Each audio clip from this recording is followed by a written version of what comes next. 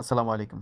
সদ্য গ্র্যাজুয়েশন শেষ করা ছেলে বাবাকে বলল, "বাবা, জীবনের মূল্য কী?" তখন ছেলেকে জীবনের মূল্য বোঝানোর জন্য বাবা একটি ছোট্ট পাথর দিয়ে বলল, "যাও, এটি কোনো একটি দোকানে যেয়ে এর মূল্য যাচাই করো।"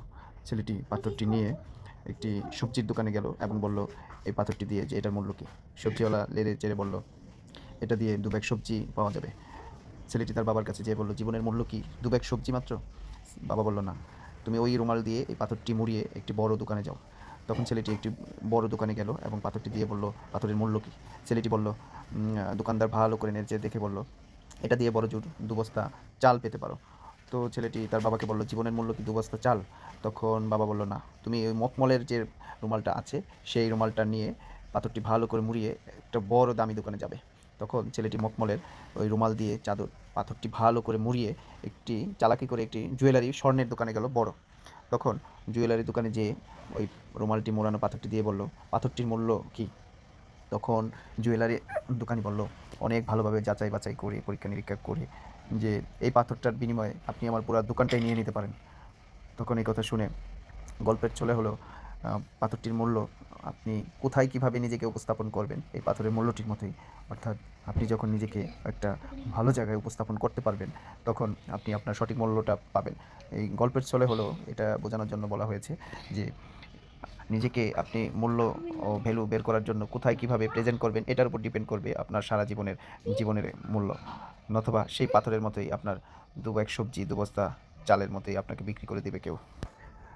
আপনার নিজের প্রেজেন্টেশনের উপর আপনি কোথায় কিভাবে নিজেকে উপস্থাপন করবেন, ঠিক ওইটার উপরই ডিপেন্ড করবে আপনার মূল্য, আপনার ভ্যালু।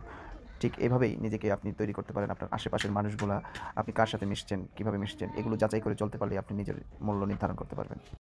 আপনাকে বের করতে হবে আপনি কাদের সাথে মিশছেন, আপনি কাদের সাথে চলাফেরা করতেছেন, উঠা বসা করতেছেন। আপনার মূল্য বের করতে হলে আপনাকে সঠিক লক্ষ্য নির্ধারণ করতে হবে। আপনার ওই মানুষগুলোর সাথেই, ওই লেভেলের মানুষগুলোর সাথেই আপনার মিশতে হবে, যেখানে গেলে আপনার সঠিক মূল্যটা আপনি তৈরি করতে পারবেন। অর্থাৎ ওই লেভেলের মানুষগুলোর সাথে আপনি মিশবেন। আপনার টার্গেটলি আপনি যখন চলাফেরা করবেন, আপনি কাদের সাথে চলাফেরা করতেছেন, তখন আপনি যদি এটা আইডেন্টিফাই করে ফেলতে পারেন, যে আমি এই লেভেলের মানুষের সাথে যদি চলতে পারি, তাহলে আমার লক্ষ্যে আমি পৌঁছতে পারবো। আপনি যদি অ্যাভারেজে চলতে থাকেন, তখন কিন্তু আপনার কোনোটাই কিন্তু ফিল আপ হবে না। আপনি যখন বুঝবেন আপনি সঠিক ট্র্যাকে চলতেছেন, তাহলে আপনি অবশ্যই আপনার মূল্যটা বের করতে পারবেন। অর্থাৎ আপনি কোথায় নিজেকে কীভাবে প্রেজেন্ট করলে আপনি নিজেকে ওইভাবে ভ্যালুয়েবল তৈরি করতে পারবেন, এটা আপনাকে আগে আইডেন্টিফাই করতে হবে।